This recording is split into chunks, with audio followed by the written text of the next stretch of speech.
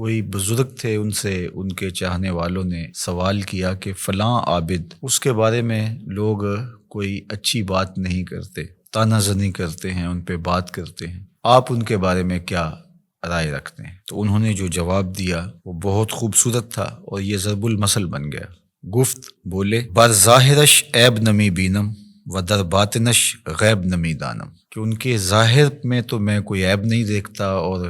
جو ان کا باطن ہے اس کو میں اس لیے نہیں جانتا کہ میں کوئی غیب داں نہیں ہوں کہ میں یہ دعویٰ کروں کہ میں ان کے اندر کو دیکھتا ہوں۔ فرماتے ہیں کہ جس شخص نے پارساؤں والا لباس پہنا ہو تو اس کو تو پارسا ہی سمجھ، چونکہ ظاہر کے مطابق تمہیں گمان رکھنے کا حکم دیا گیا ہے۔ تجھے کھودنے کی، کریدنے کی اور اس کے معاملات میں گہرا غور و تفحص کرنے کی ضرورت نہیں ہے، اس لیے کہ جو محتسب ہوتا ہے اس کو گھر کی تلاشی نہیں لینی ہوتی، وہ تو جو چیز سامنے آتی ہے اس کے مطابق ہی اس کا احتساب کرتا ہے۔ تو اگر یہ ہمارے رویے اور ہمارا طرز زندگی اور ہمارا انداز معاشرت اس طرز پر آ جائے جو ہمارے بزرگوں کا طریق تھا کہ لوگوں کا جو ظاہر ہے اس کے مطابق ہی ہم ان پر کوئی حکم لگائیں، اور ہمیں لوگوں کے اندر اتر کے اور لوگوں کی ٹو میں جا کے گہری تفتیش کرنا اور لوگوں کو کریدنا، یہ تو بتایا ہی نہیں گیا۔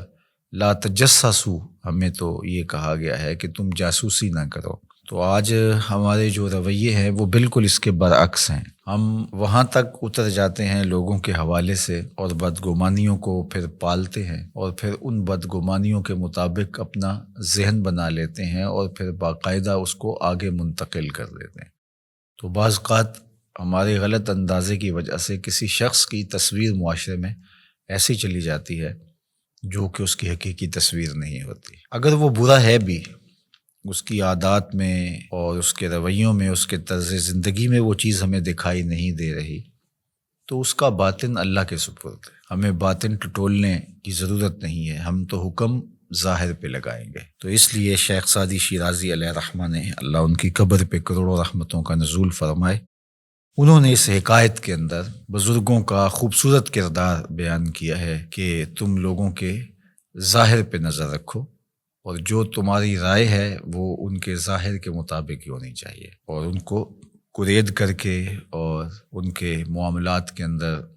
بہت آگے جا کر کے ان کو تلاش کرنے کی کوشش نہ کرو۔ ہمارے صوفیہ نے ایک بڑی خوبصورت بات کی ہے، وہ فرماتے ہیں کہ اگر تمہیں عیب دیکھنے کا شوق آ جائے تو اپنے اندر اتر کے دیکھ لو، کیونکہ تم جو دیکھو گے تمہارا اپنا ضمیر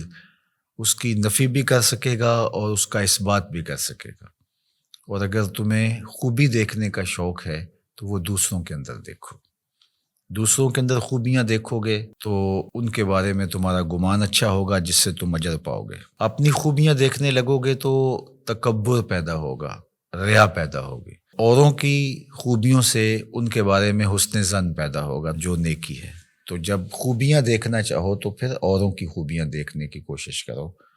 اور جب عیب ڈھونڈنے کا شوق آ جائے، تمہارے مزاج میں ہے کہ ہم نے کوئی عیب ہی تلاش کرنے ہیں، تو پھر اپنے اندر اتر کے اپنی کوتاہیوں کو، اپنے عیوب کو اور اپنے اندر چھپی ہوئی خباثتوں کو تلاش کرو۔ جب ہم اپنے اوپر غور و تفحص کرنے لگ جائیں گے تو بہت ساری ایسی چیزیں ملیں گی کہ عمومی طور پہ ہماری نظر ان عیوب کی طرف نہیں بھی جاتی ہے، لیکن جب غور و فکر کرنے لگ جائیں گے تو بہت ساری چیزیں کھل کے سامنے آ جائیں گی۔ اللہ تعالیٰ جل شانہ ہمیں توفیقات نصیب فرمائے، ہم خیر کی راہوں پہ رہیں۔